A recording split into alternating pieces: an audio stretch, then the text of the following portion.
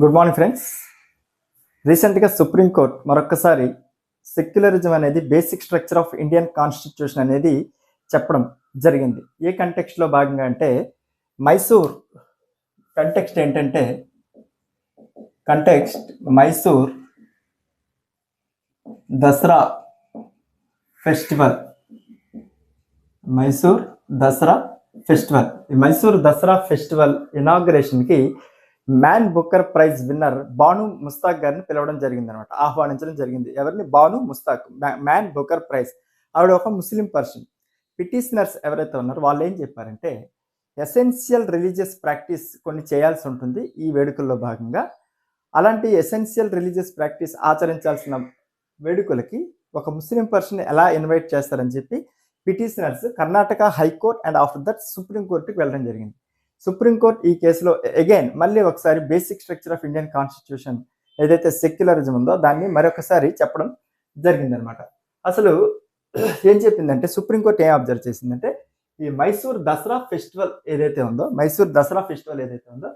ఈ ఫెస్టివల్ అనేది ఒక స్టేట్ ఈవెంట్.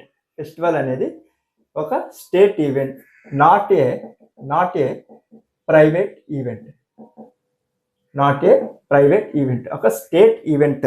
ఈ వేడుకలు అనేవి state event. So state means here government a రిలీజియస్ని, for suppose religion A, religion B, religion C, ఏ రిలీజియన్ని కూడా డిస్క్రిమినేట్ చేయదో ఆల్ రిలీజియన్స్ ఏవైతే ఉన్నా అందరినీ ఈక్వల్గా ట్రీట్ చేస్తుంది. It is not a private event. So ఎవరైతే మనం ఇన్వైట్ చేసామో, గవర్నమెంట్ ఇన్వైట్ చేసిందో బాను ముస్తాక్ గారు, ఆవిడ ఇన్వైటింగ్ అనేది సబబే అని చెప్పి సుప్రీంకోర్టు చెప్పిందనమాట.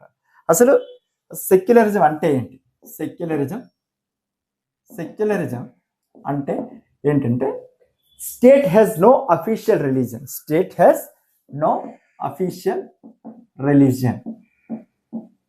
అంటే గవర్నమెంట్కి ఒక అఫీషియల్గా ఒక రిలీజియన్ తనకు తానుగా ప్రకటించుకోదనమాట. అలా ప్రకటించుకుంటే దట్ ఈస్ రిలీజియస్ కంట్రీ అవుతుంది, సెక్యులర్ కంట్రీ కాదనమాట.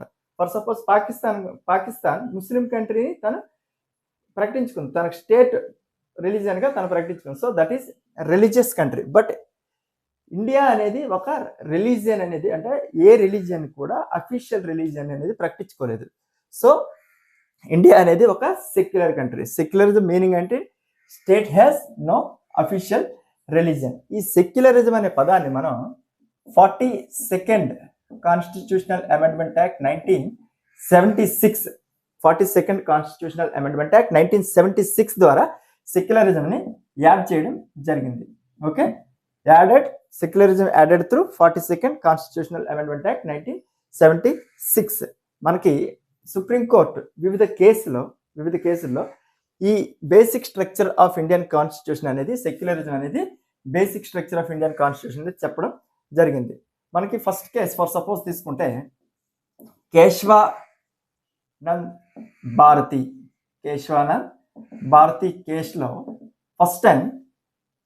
ఫస్ట్ టైం సెక్యులరిజం అనేది అప్హెల్డ్ చేసింది అనమాట. అంటే basic structure of Indian constitution అని చెప్పి సెక్యులరిజంని అప్హెల్డ్ చేసింది. After that SR Bommai case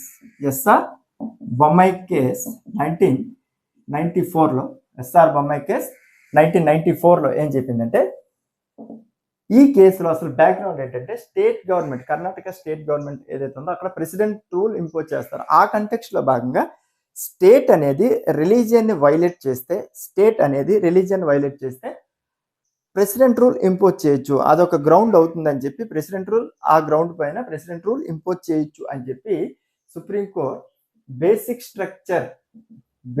structure of Indian constitution, secularism ఏదైతే ఉందో అది basic structure of Indian constitution అనేది చెప్పడం జరిగిందనమాట. అలాగే మనకి ఇస్మాయిల్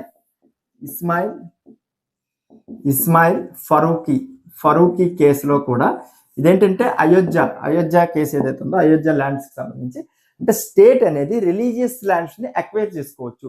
స్టేట్ కెన్ అక్వైర్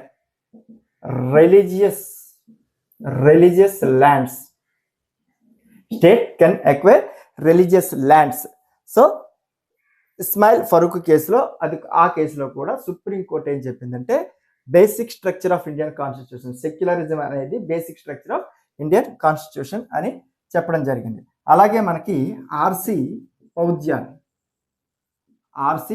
పౌద్యాల్ కేసులో ఏం చెప్పిందంటే ఆర్సి పౌద్యాల్ కేసులో మనకి ఏదైతే 1976లో యాడ్ చేశారు, 42nd కాన్స్టిట్యూషనల్ అమెండ్మెంట్ యాక్ట్ ద్వారా 1976లో సెక్యులరిజంని యాడ్ చేయడం జరిగింది. కానీ బిఫోర్ సెక్యులరిజం యాడ్ చేయక ముందు కూడా ఇండియా అనేది ఒక సెక్యులర్ కంట్రీయే, యాడ్ చేయక ముందు కూడా ఇండియా అనేది ఒక సెక్యులర్ కంట్రీ అని ఆర్సి పౌద్యాల్ కేసులో చెప్పడం జరిగింది. ఫర్ సపోజ్ ఆర్టికల్ 25 నుంచి ఆర్టికల్ 28 వరకు, ఆర్టికల్ 25 టు ఆర్టికల్ 28 మనకి ఫ్రీడమ్ ఆఫ్ రిలీజియన్ ఏదైతే ఉందో దీన్ని మనం ముందుగానే కాన్స్టిట్యూషన్ కమెన్స్మెంట్ జరిగేటప్పుడు ఇవన్నీ ఉన్నాయి కదా, కానీ సెక్యులరిజం అనే పదం మాత్రం ఇప్పుడు యాడ్ చేసాం. అంటే కాన్స్టిట్యూషన్ ఎప్పుడైతే మనం కమెన్స్మెంట్ చేసామో ఆర్టికల్ 25 టు 28 అనేది ఇండియా అనేది ఒక సెక్యులర్ కంట్రీ అని ఆర్సి పౌద్యల్ కేసులో చెప్పడం జరిగింది. మనకి 2024లో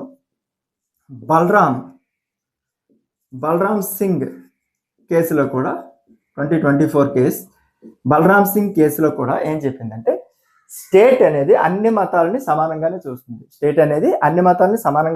కానీ equality, right to equality and development, ఈ రెండు right to equality and development ఈ రెండు ఇంపీడ్ అంటే ఈ రెండు మనకి జరగకపోతే స్టేట్ అనేది సంబంధిత లాస్కి సంబంధించి స్టేట్ అనేది ఇంటర్ఫియర్ అవ్వచ్చు అని చెప్పి బలరామ్ సింగ్ కేసులో ఈ రిలీజియన్ సంబంధించి ఒక తీర్పు ఇవ్వడం జరిగింది. ఏమిచ్చింది? అన్ని మతాలని సమానంగానే చూస్తుంది, all religions would be equal in front of state, but equality and development అవి కానీ వైలేట్ చేయబడితే ఆ సంబంధిత లాస్లో స్టేట్ అనేది ఇంటర్ఫియర్ అవ్వడం అనేది జరుగుతుంది అనమాట. అర్థమైందా? సో మనకి వివిధ కేసెస్లో కేశవానంద్ భారతి కేసు కానీ, ఎస్ఆర్ బొమ్మాయి కేసు కానీ, Ismail Farooq case, R C Poudyal case, Balram Singh case, అన్ని కేసెస్లో కూడా సుప్రీంకోర్టు అనేది ఏం చెప్పిందంటే సెక్యులరిజం అనేది basic structure of Indian constitution అని చెప్పి ప్రతి కేసులో చెప్పడం జరిగింది. రీసెంట్ కంటెక్స్ట్ మైసూర్ దసరా వేడుకల్లో కూడా సేమ్ అదే చెప్పింది. అంటే ఏం చెప్పింది? ఏదైతే దసరా వేడుకలు ఉన్నాయో స్టేట్ ఈవెంట్ కానీ ప్రైవేట్ ఈవెంట్ కాదు, సో స్టేట్ అనేది ఏ రిలీజియన్ని డిస్క్రిమినేట్ చేయదు అని చెప్పి అన్ని మతాలని సమానంగానే చూస్తుందని చెప్పి basic structure of Indian constitution అనేది చెప్పడం జరిగింది. ఏంటది? సెక్యులరిజం అనేది ఒక basic structure of Indian constitution. Okay, secularism అంటే మీనింగ్ ఏంటి? State has no official religion. So Indian సెక్యులరిజంకి వెస్ట్రన్ సెక్యులరిజంకి డిఫరెన్స్ మనం చూసుకుంటే ఇండియన్ సెక్యులరిజం అనేది స్టేట్ అండ్ రిలీజియన్ క్లోజ్గా ఉంటాయి, ఇండియన్ సెక్యులరిజంలో స్టేట్ అండ్ రిలీజియన్ క్లోజ్గా ఉంటాయి. సో అంటే లా మేకింగ్ లో కూడా రిలీజియన్ ఇన్ఫ్లుయెన్స్ ఉంటుంది అనమాట ఇండియన్ సెక్యులరిజంలో. కానీ వెస్ట్రన్ సెక్యులరిజంకి ఏంటంటే స్టేట్ అండ్ రిలీజియన్ ఈ రెండు కూడా స్ట్రిక్ట్ సెపరేట్గా ఉంటాయి, strict separation between state and religion western సెక్యులరిజంకి. సో వాళ్ళ యొక్క లా మేకింగ్లో కూడా రిలీజియన్ అనేది కన్సిడర్ చేయరు. That is western secularism.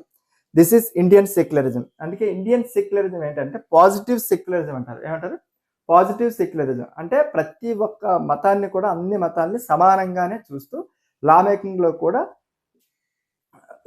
ఈ రిలీజియన్ ఇన్ఫ్లుయెన్స్ ఉంటూ ఒక రిలీజియన్ కాకుండా అన్ని రిలీజియన్స్ని ప్రమోట్ చేస్తుంది అనమాట. అదే వెస్ట్రన్ సెక్యులరిజంలో no promotion of any religion, ఏ రిలీజియన్ కూడా ప్రమోట్ చేయదు. అందుకని ఇండియన్ సెక్యులరిజం ఏమంటాం? Positive secularism. Indian secularism is positive secularism. ఈ కంటెక్స్ట్లో భాగంగా మన స్వామి వివేకానంద గారు కూడా ఏమంటారంటే రిలీజియన్ అనేది ఏ సిద్ధాంతాలు ఉండదు. Religion is not in any doctrines Nar in any dogmas, అంటే ఆచారాల్లోని సిద్ధాంతాల్లో ఉండదు. రిలీజియన్ అనేది అది మనం మన జీవనంలో ఒక భాగం అవ్వాలి, ఆత్మ సాక్షాత్కారం అవ్వాలని చెప్పి ఆయన చెప్తారనమాట. ఓకే, మన సెక్యులరిజం ఏంటి? Positive secularism. సో ఈ వీడియోలో మనం ఏదైతే recent supreme court Mysore Dasara festival ఏదైతే ఉందో ఆ రిలేటెడ్గా సెక్యులరిజం అనేది basic structure of Indian constitution అని చెప్పి మరొకసారి చెప్పడం జరిగింది. ఈ వీడియోలో మనం వివిధ కేసుల్లో మన సెక్యులరిజం గురించి చెప్పడం జరిగింది. సెక్యులరిజం ఎప్పుడు యాడ్ చేశారు and Indian secularism and positive, that is positive secularism. మనం ఏంటంటే Indian secularism and western secularism, ఈ 2 సెక్యులరిజం మధ్యన తేడా కూడా మనం ఆ డిఫరెన్స్ కూడా చూడడం జరిగింది. Thank you very much.